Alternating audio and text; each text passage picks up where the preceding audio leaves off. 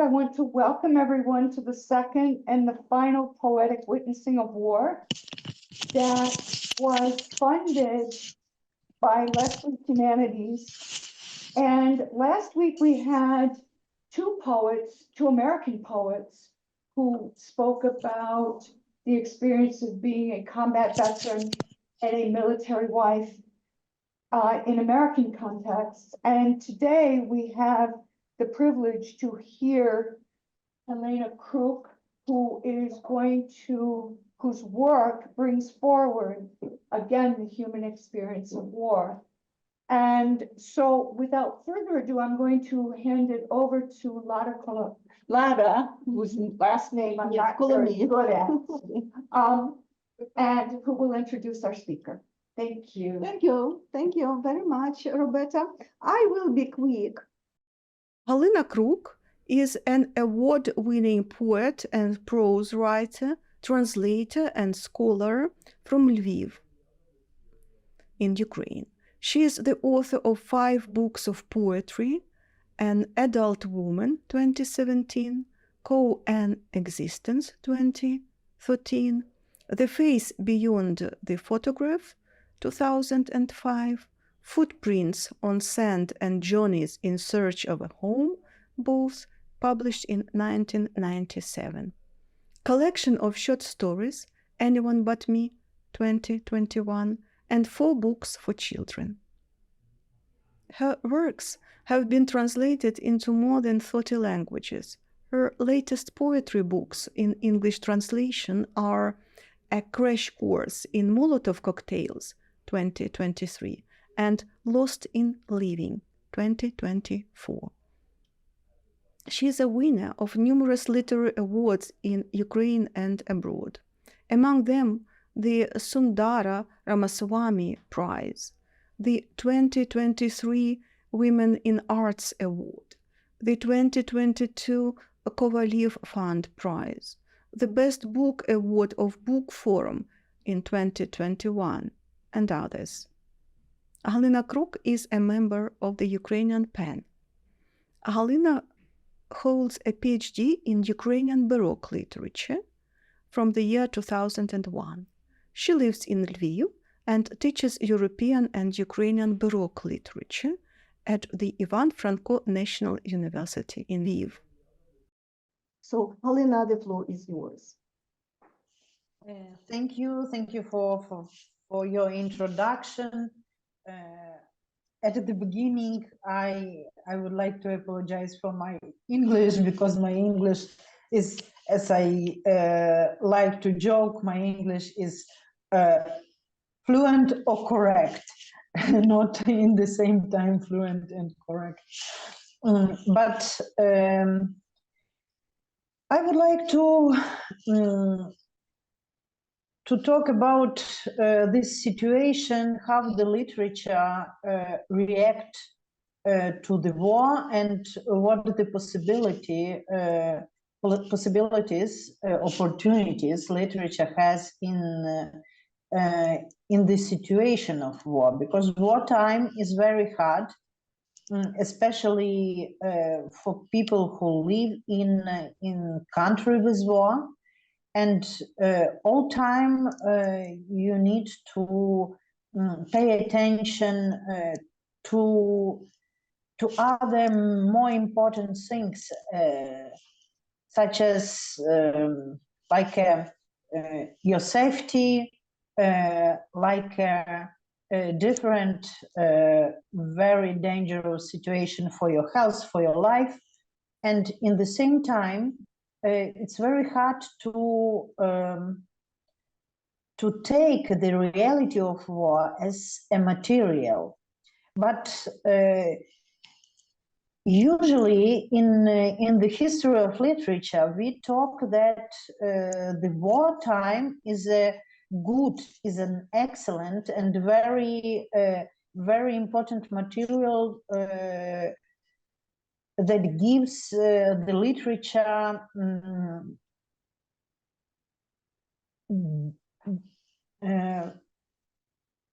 opportunity to be deeper and to be very honest instrument for writing about war, for working with trauma, for do something with this very hard experience. But when you live in the war, you cannot take this war reality as material. It's very strange how the literature changed in the time of war, because from one side, literature is a way, especially poetry, is a way of very quick, very fast reaction to the war situation, to this different events, different facts of war. But from the other side, poetry is very emotional genre, and is very, I would say, not objective, but subjective genre. And many people who see this war as a video material, as a photo material, sometimes don't understand what we can take from the poetry, because poetry use different images, different metaphors, and something else for documenting this new experience. But I work with this from the beginning of this war in 2014, not only from the time of full-scale invasion, but 8 years before the full-scale invasion. And I remember that during all that time, the language for writing war, for writing about war, changed a lot. Firstly, at the beginning, we felt that this old language with metaphors, with allusions, with all these typical for poetry things, not works anymore, not worked anymore for writing and for explaining reality. And it was a big problem how we can change this language and what we can do for the better documenting of war. And I remember that for previous 8 years, I tried to write about this new reality in a new way. But only after the beginning of full-scale invasion, I understood how can I write about it. And it was writing without metaphors. I was looking for the language clear as a glass, the poetic language clear as a glass, because this new reality, for this new reality was necessary to use very direct, very simple, and very clear language, because the metaphors in this documenting of war was, how would say in English, I don't know the, it was too much in this language. It was not good way to write, because metaphors create this new poetic reality, sometimes very nice reality, sometimes very interesting, but new and totally different that real reality. But for this wartime, we need new language. And I remember when in June of 2022, I had an open speech on Berlin Poetry Festival. I remember I had a problem with the main ideas for this speech, because I had very less time for explaining people what is the war and what is the biggest problem of war for literature, in literature. And for me, in that time, was very important to explain that war is not a metaphor, because in the history of literature, we used war as metaphor, war against between soul and body, war between something and something. It wasn't real war, but it was a concept, a metaphor of this struggle, different things. But real war is not a struggle. It's a very, very awful, hard, and traumatizing experience, experience. And I didn't like to talk about this war as a philosophical concept, because in the time of war, it's more honest and more useful to write very directly, to say very directly, to use words in their direct meanings, and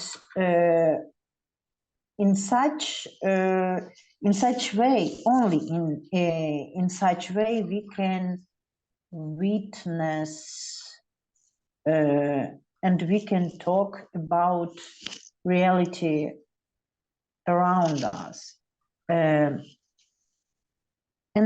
I don't know how to explain how it works, because the typical, very usual functions of literature, of poetry, in wartime changed totally.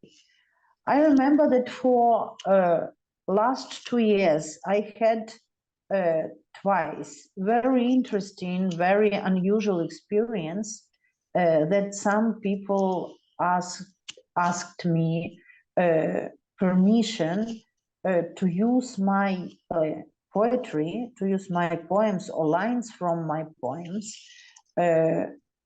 on the memorial, on the real memorial for dying, for died people, for people who was killed during the war. And in that time, it was very interesting, not interesting, but I was surprised of the question, would I be mentioned as an author under this line of poetry, under these poems on memorial? And I say no, because I am an author, but in such hard times, we worked with and we write about the collective experience. it's not only my history, it's not only my story, my narration. In wartime, many authors started to talk not only from themselves personally, but given the voice to people who couldn't speak, who couldn't talk about their impressions, their trauma, their tragedies, and I'm not sure, and it's very hard sometimes to understand. Are you depend of this, how would say, of this duty to talk, to give a voice to other people in your poetry? Because I think that for me it's something like a duty. It's something like how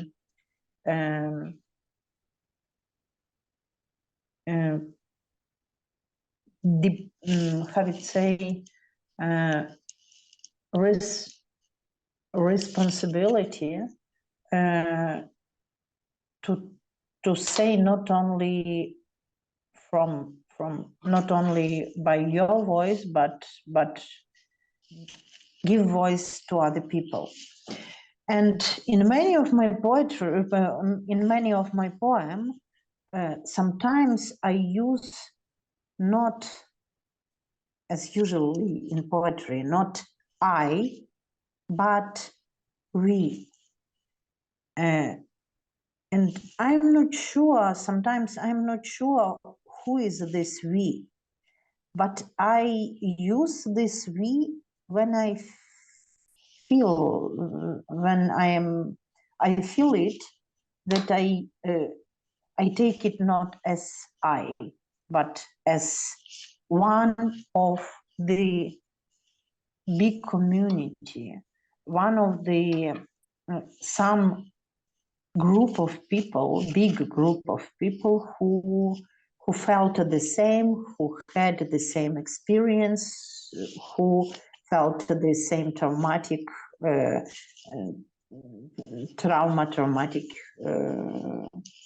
events. I don't know what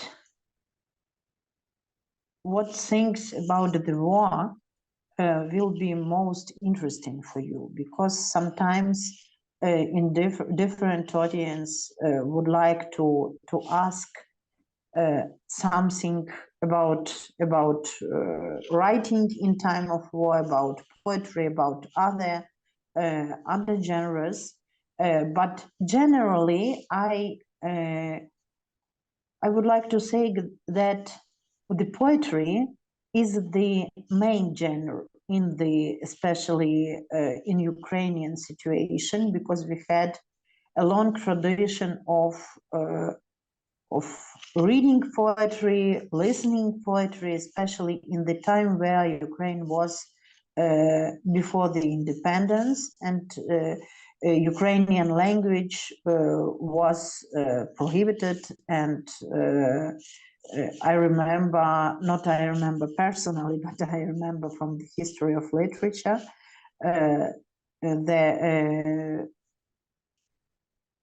that situation was very good for poetry, but not good for big prose. And now, in the situation of war, the prose also is not the best genre, and because for prose, for writing prose, the author needs bigger distance to material, bigger distance to reality, and for prose is necessary the possibility to to analyze, to create some new world.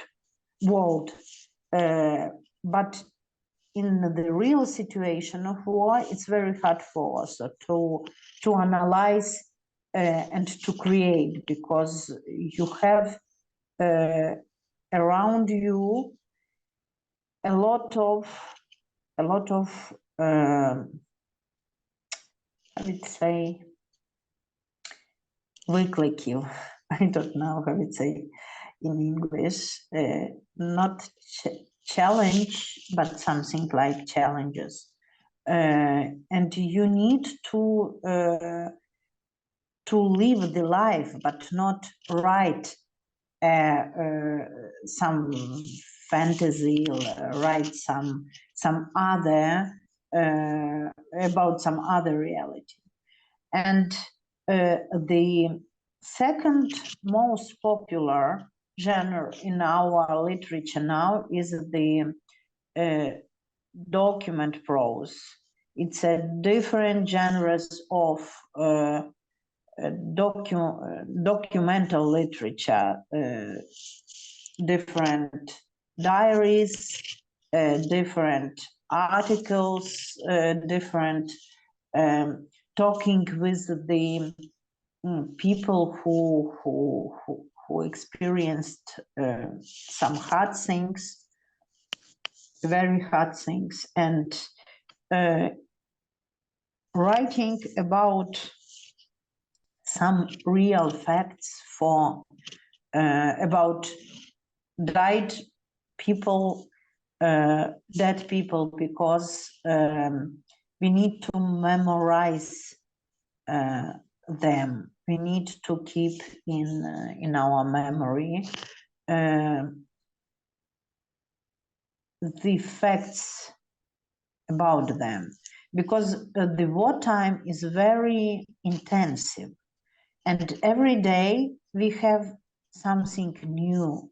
We have something new, these new challenges, new experiences, and we forget very quickly. Sometimes our mind would like to forget very bad things. Sometimes we hadn't keep in our memory all of these different hard facts, and I don't know how it will be after the war. Maybe after the war it will be the time for writing big prose, for writing for writing, I don't know how I would say, maybe not only big prose, for writing scripts for film about the war, but not now, because now this trauma is so hard that if you would like to shoot film in real decoration of war, it's a direct way to re-traumatize your watchers, your audience. And in Ukraine now we don't do it, but it's a big problem from other side, because in such situation all time we have a problem with Russian propaganda. And I know that many of their artists now are writing a lot about the war, and sometimes it has ideological function, and sometimes they try to rewrite reality, to show this reality from their point of view, but It's not real reality. And I know a lot of facts about such rewriting reality, about different narratives which are not true, but they are using and existing in literature now, especially abroad. Maybe you have some question and it will be easier for me to understand what is interesting for you. Perhaps we'll proceed with reading poetry. Halyna, you promised us to, read, to recite a poem of yours in English translation. Are you still willing to do this? And then we can proceed to your reciting of a Ukrainian poem, and I will read reciprocally in my turn. It's English translation and a couple of other verses of yours in English translation. And after that, we'll have a question and answer session. What do you think? Maybe we started from this reading Ukrainian and English. I don't know. Okay. Maybe this 5 poem you mentioned before. Okay. We will start from Ukrainian version or poem by poem. Ukrainian one, just read in Ukrainian to let the audience hear the language, and I will translate. I will read the translation and further. Okay. Just a minute. Туди і назад. Туди їхала на заспокійливих, назад на знеболювальних. Інших маршрутів не було. Чулася такою надщербленою, що боялася пробити собою обшивку літака, продуманий до дрібниць інтер'єр готелю, красиві тіла співрозмовників і співрозмовниць. Війна не пасує до решти світу, як каліцтво до вечірньої сукні. Надто важкий погляд, надто гостра мова, надто брутальні деталі. Закриємо очі смерті твоїми руками, Люба, ти зможеш? Тобі там ближче? Для важких розмов у нас є спеціальна людина, у нас є спеціальна кімната, окремий вхід і вихід. Не тут, прошу.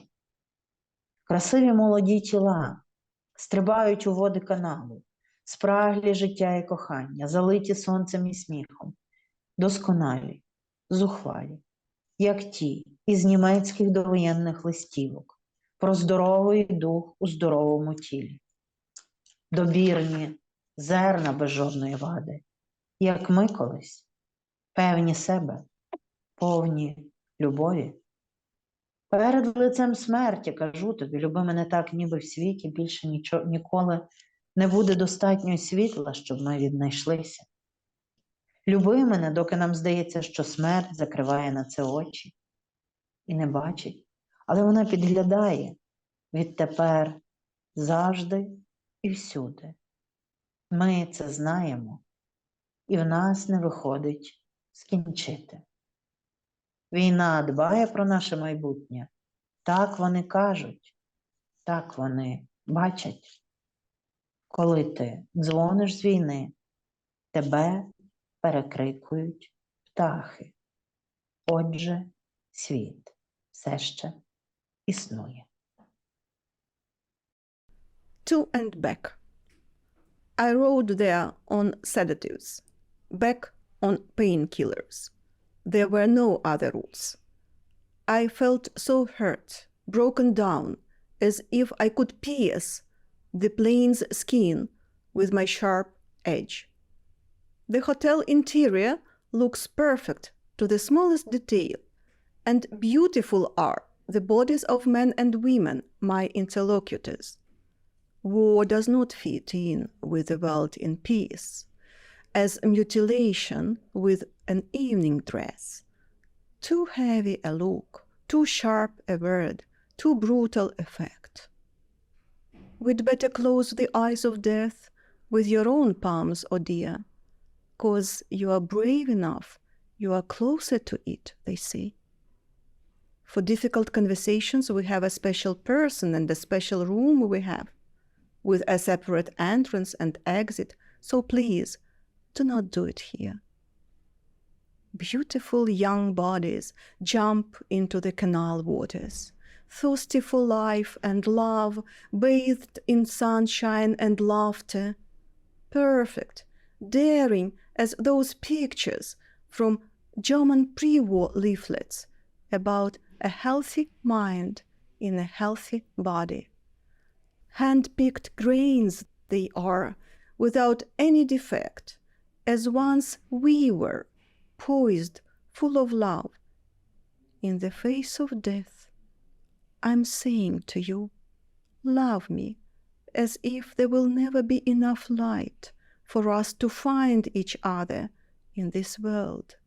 Love me, as long as we believe that death turns a blind eye to us, that death does not see.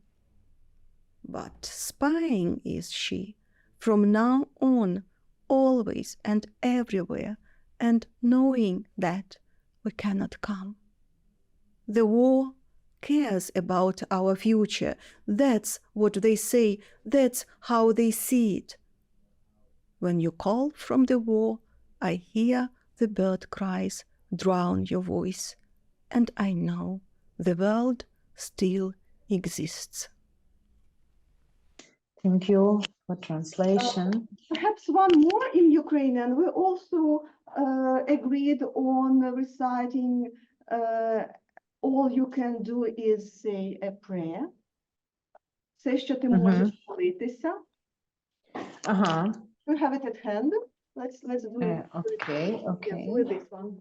Yes, it's a beautiful poem which is rhymed, and it is important to hear how Ukrainian sounds in rhymes. Yes, the rhymes in Ukrainian poetry is very sometimes looks like advertising in your tradition, but in Ukrainian poetry it's very important that this rhyme still exists, and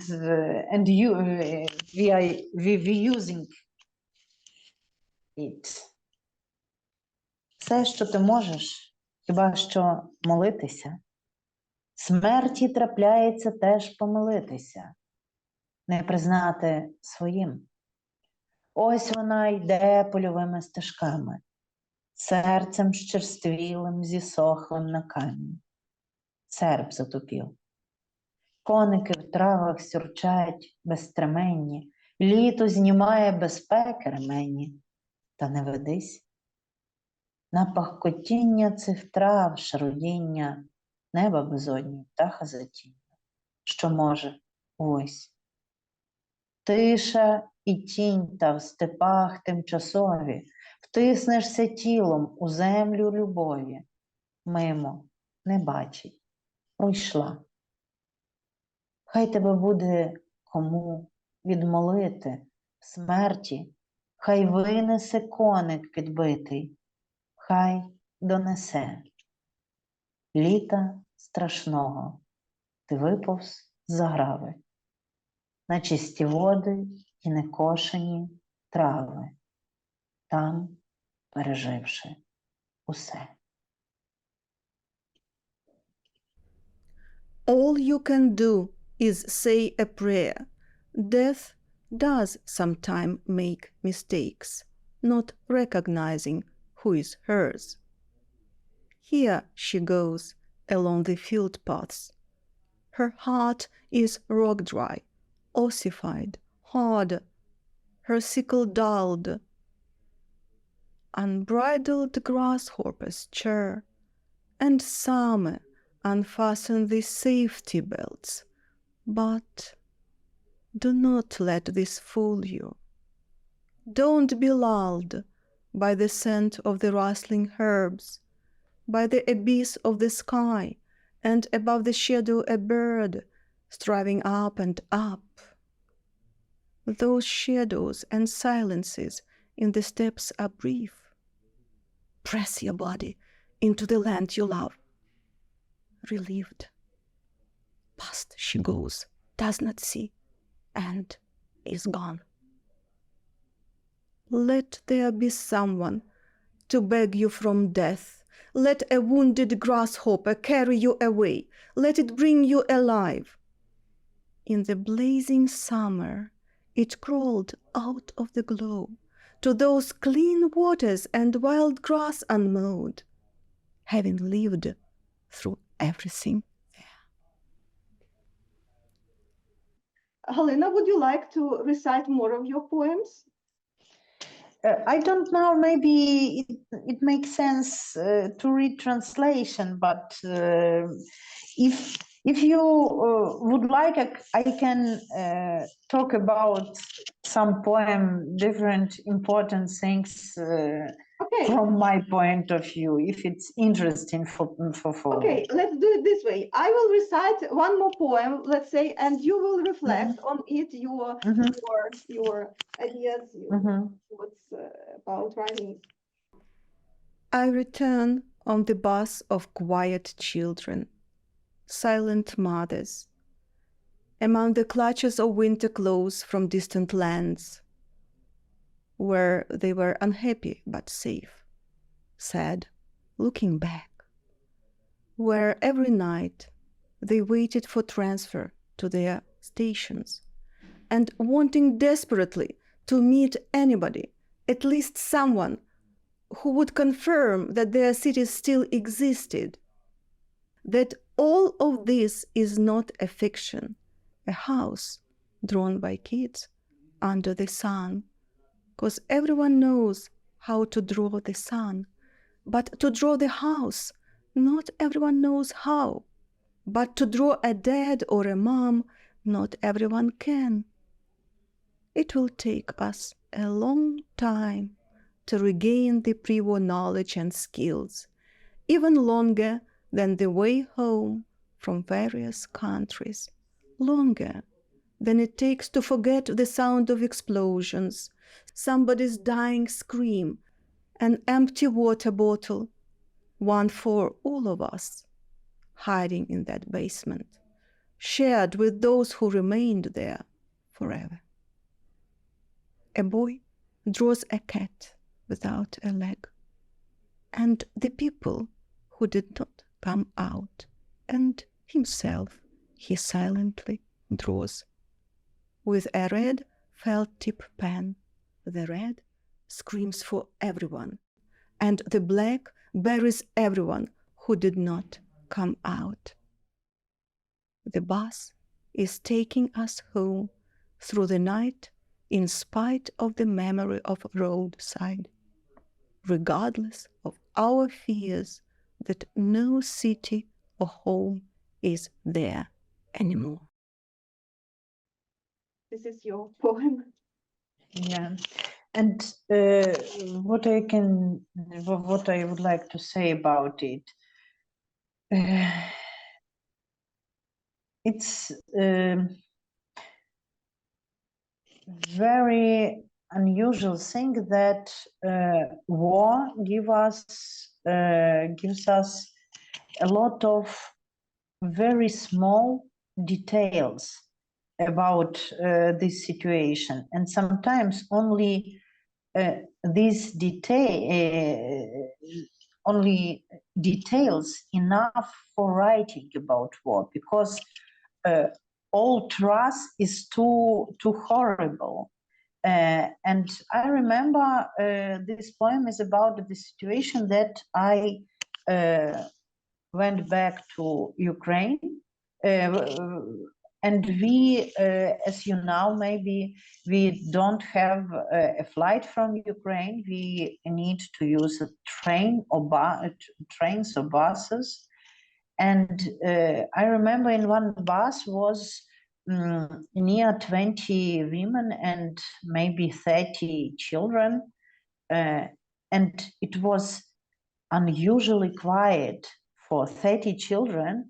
It's impossible in real life for 30 children. It's very hard to be quiet during 10 hours of road and in a very narrow space.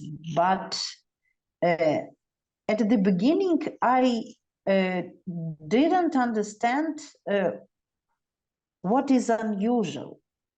But I asked, in some moment, I understood that it's about it's this silence in the bus with children, with small children, because for very small children, it's very hard to explain them to be silent, to be quiet when they don't want to be quiet. But these children was from the occupied territory. These children with these women was from the territory there. They needed to be for a couple weeks in basement, and in these basements was very important to be quiet and silent, because on occupied territory, sometimes for the enemy, for the Russian soldiers, these crying children was goals, was at targets for shooting, for different very awful reactions, and that people, that children were quiet and were silent. And it was, for me, it was such strong imagine that I tried, after that experience, I tried to write about this situation.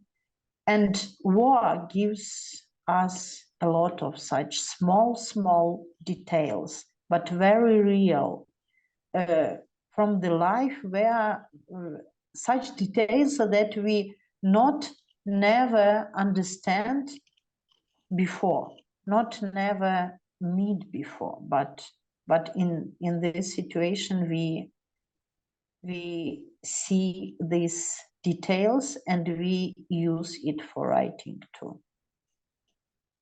Thank you so much for this detail. Thank you, Halyna. Perhaps it would be quite apt to proceed with your poem "Ми вийдемо з цього інакшими." But Ukrainian text too, or only translation? Why not?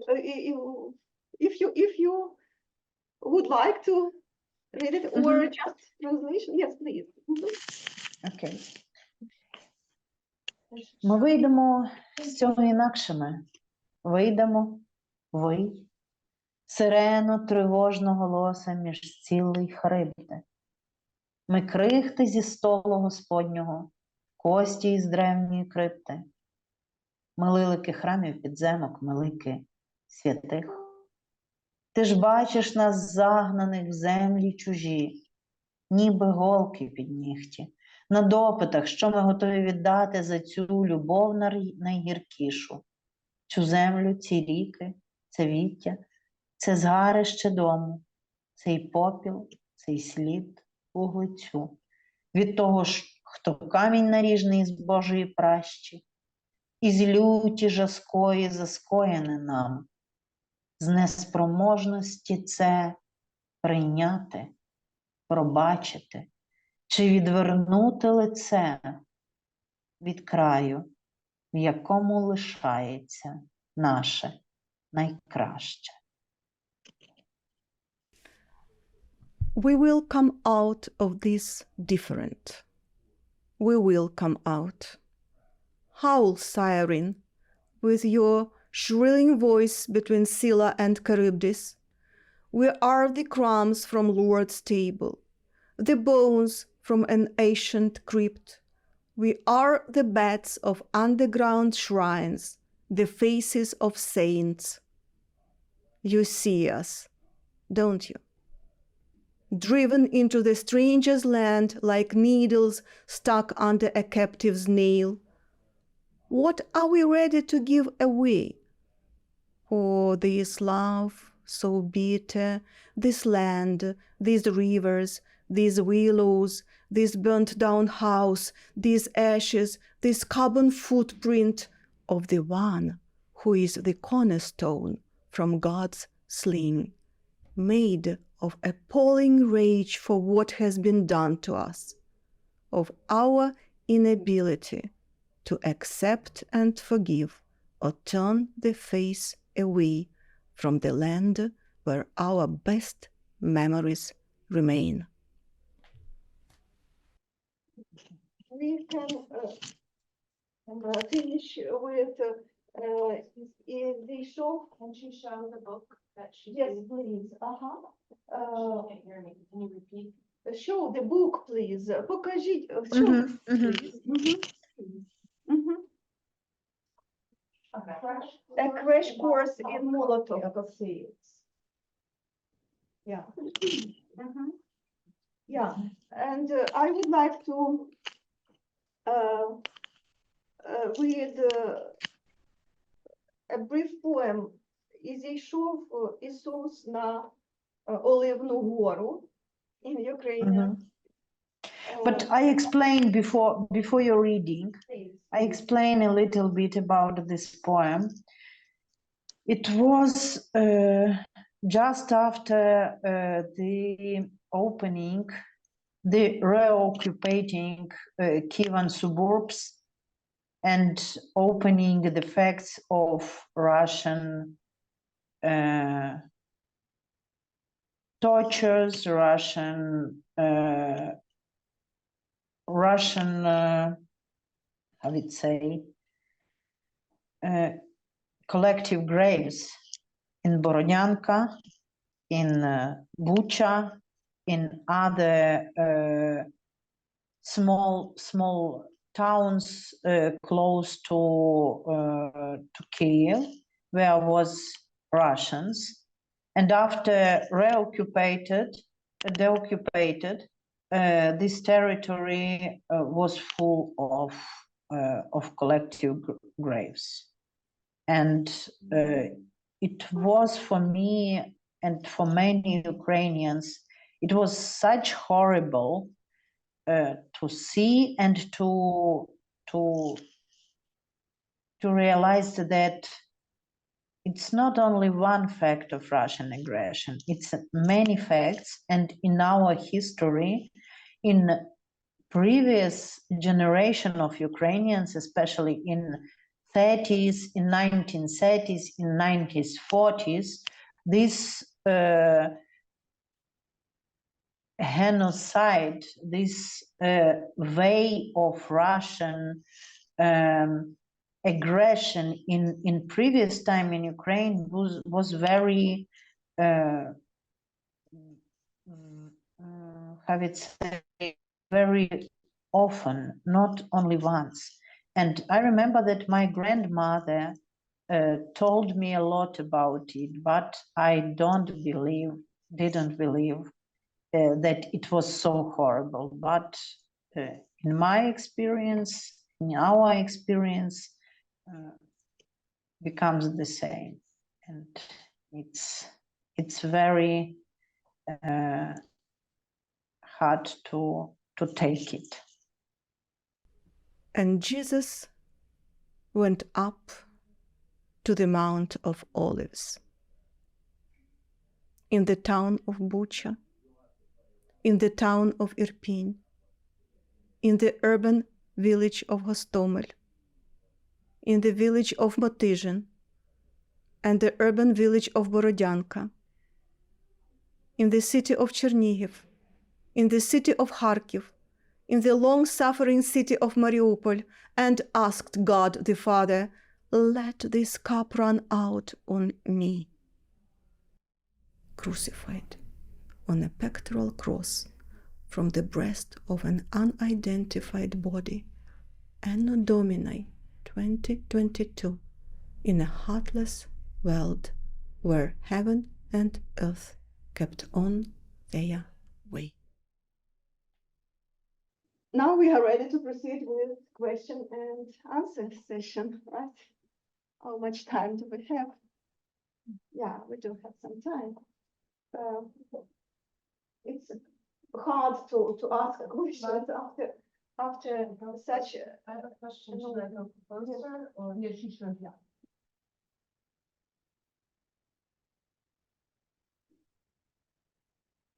Hi, my name's Liz. I was just wondering if you could speak to how you keep your mental health. If you have other collaborators or literary group, a circle where you can share, because you're being the bridge between, you're articulating for the rest of Ukraine, and you're going to have to take care of yourself. Thank you. Thank you for your question. It's really many Ukrainians now live in a normal situation, because if you have somebody on front line, I have. If you have some relatives on a gray zone very close to front line, or on occupied territory, or other not very easy experience, not very easy experience, you need you feel yourself that you swim in the boat with hole, and you need all time to do something with this for swimming. And now we have a lot of different psychological services for people, a lot of psychologists, volunteers who work with people, especially for people who needs the help, the psychological, the helps of psychologists. But what I can say about our mental health now, sometimes, usually says that it's saying that the war is a problem, creates a problem with humanity, but it's not real. The people who are under pressure of war not became unhuman. They became very traumatized. And this traumatizing have such results as many people cannot focus on some material for long time, for normal, usual time. I see this mental problem in my with the communication with my students. Sometimes it's very hard for them to remember this momental, I don't know how it's say in English, this term, momental memory is very short. And sometimes it's very hard to analyze, because you cannot, your operative mind is too small for operating, for doing something with reality. Sometimes it's very hard to be in the same emotional condition, because we change, the situation changes very quickly, and you need to react very quickly too. And all time you need to focus on this dangerous reality. And after all, you are very tired. If you experience all this, you are very tired. And I see that many people in Ukraine now are very tired of all this necessity to keep attention to reality, to remember about the people who suffered. A lot of problem, and I see it's not only the problem with people who have this, I don't know how it's say in English, PTSR in Ukrainian, post-traumatic syndrome. Not only the soldiers has this problem, but many of us. And I remember that I have a problem with different realities because I am traveling a lot now. And when I am abroad, sometimes it's very hard to react on the very sudden silent. I can fall and show and hide my head by hands because it's my reaction. I tried to don't do it, but it's not. Sometimes when it's the first time, I remember that I was abroad after the beginning of full-scale invasion. When I was in Lithuania, I remember that my first thoughts was, is there the basement? Is there the good underground for good bomb shelters for hiding? And I remember it was not my thoughts wasn't about the nice building, about the architecture peculiars, but about the basement and about the bomb shelters. It's such a couple examples how we react on this.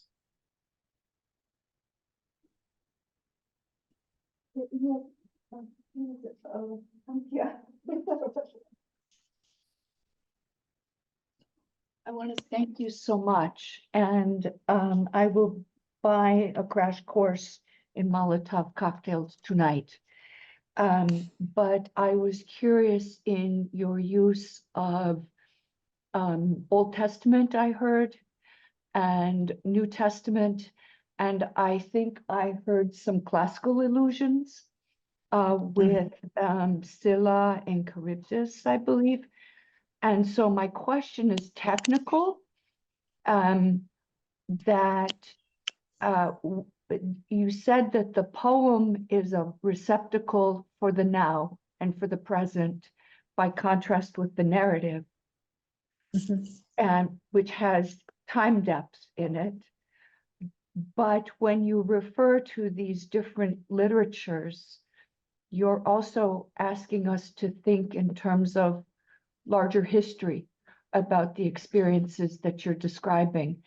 And I was wondering if there's I'm sure there's a rhetorical purpose there. I'm sure there's I'm not going to call it a metaphor because we're not using metaphors, but what you want us to think, or what you're conjuring with these references, if that made sense.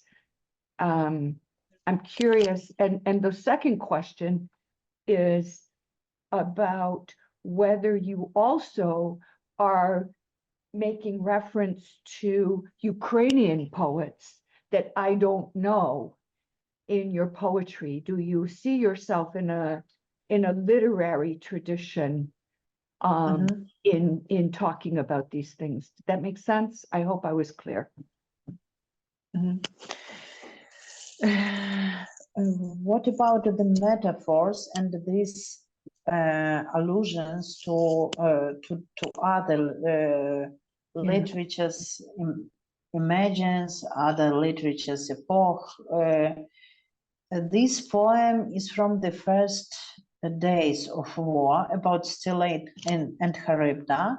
And I remember it's very hard because it's some part, this Scylla and Charybda, I'm as a lecturer, as a professor of university, I work with students, and my main course is about the history of world literature, European literatures, from the beginning to the recent times. And this Scylla and Charybda is the very usual for my mind. It's not a metaphor for which I'm looking for in reality. Right. Sometimes for me it's very hard to escape of this way of thinking, because it's a main part. It's a very important part of my mind, of my memory, of my knowledge about the world. But it's not a good, this poem is not a good example about this poetry without metaphors, without very direct language. But many other poems in this book is very, sometimes many poems are very direct, are very simple.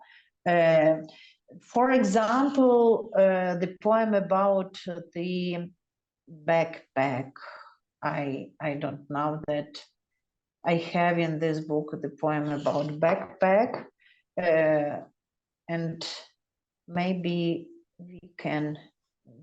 I can read it as an example of this direct talking. Just a minute. I will try to read. With each passing day of war, my emergency backpack was growing lighter. First, I removed the food, leaving only water and an energy bar. For much goes a person really need to reach safety. When I reconsidered the clothes, I don't need underwear, don't need a change, except extra socks, my warmest jacket, comfortable shoes, just the basics. What you can run in, falling, lying in the dust, on a cold basement floor, in tenuous circumstances. I exchanged the small knife for a big one. I got out the axe, set it by the bed, handy wherever happens. I replaced the book with a notebook, so no new thoughts will get in, except my own. Paper has various uses. I put in the documents, put them out again, hid them in a secret pocket. I am proof of my existence, proof of my education, proof of my relationship, proof I own a house with an emergency backpack. Not everyone has time to put one together. Not everyone has time to grab it. And it turns out even keys are non-essential. Thank you for that. I wanted to read, if I could, it's a comment in the chat by Professor John Franklin from the University of Vermont. And he writes, and I think he's quoting Thucydides here. Yes, a quote. Yeah, words had to change their ordinary meaning and take that which was now given them. Traditional daring came to be considered the courage of a loyal supporter, prudent hesitation, specious cowardice. Moderation was held to be a cloak for unmanliness, ability to see all sides of a question, incapacity to act. Frantic violence became the attributes of manliness, cautious plotting, a justifiable means of self-defense. Thucydides saying that words in war change their meaning. So he posted that as he left. Thank you for the poem on the backpack. And Thank you. Thank you. Do you have other questions? More questions? Hello, thank you so much for your talk and your readings. It's quite wonderful. My question was, you mentioned this new, quite popular genre of documentary narratives and personal essays and articles, and with how direct your own poetry is. I wonder how you see the difference between the purpose of the poetry and the purpose of sort of documentary narratives, and whether you see your poetry as an attempt to document the war, or what the main purpose it is since 2022. Thank you. Thank you. From my point of view, poetry uses this emotional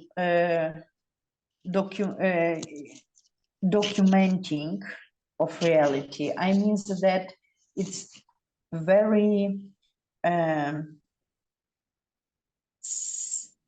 subjectivity way to write about reality, but in the same time we use this emotion, this sensitive, very sensitive details. A lot of every writer, every poet pick up the most important images, words for creating this this picture of war. The most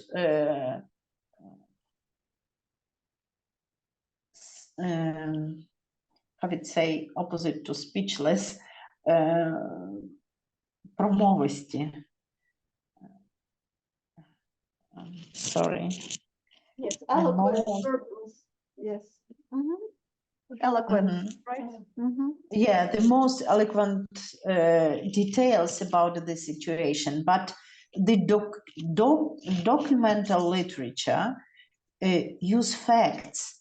They create some, suggest some emotions too, but at the beginning they use real facts in and describe the situation in very concrete features, in very concrete details, and it's the difference between, because poetry suggests the mood, the emotion, but documentary literature create talk about the situation using some narratives, some facts of reality. And for me, it's a big difference of instruments, of used instruments.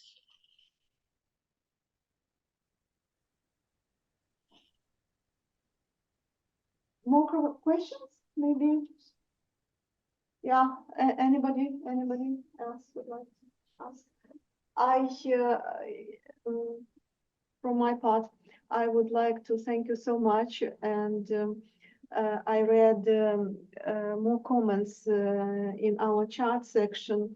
I noticed that Anthony Morse our colleague. She, first of all, she thanks to Halyna for today's lecture and poetry, and she reminds that Ainsley is Amelia's friend, and Amelia, yeah, you know. Yeah, and thank you very much for invitation and for this opportunity to talk about the situation in Ukraine, about the literature in wartime, because I don't I'm not sure that we can understand the reality of war without the literature. Every author who write about war help us to understand what war and how war is horrible. But sometimes many authors do it only after the war. But for us, it's very interesting to understand how it works in wartime, when the reality is horrible and traumatic, and in the same time the writers, especially the poets, continue write. Yeah, and they die as anyone. Yeah, and many. We have a big. Yesterday, I had a lecture in Sorbonne about the culture genocide in Ukraine, and we have many. We mentioned many names. The writers, poets, journalists, the people, artists from different areas who was killed by Russians on front line or in some not frontline town, villages and other places. And it's a big problem because in future we will feel the lack in our culture from loss of this losses of these people. Yeah. Thank you once again for your time. Thank you. Let God save you, save Ukraine. Слава Україні! Героям слава. Дякую. Дякую вам. Thank you very much.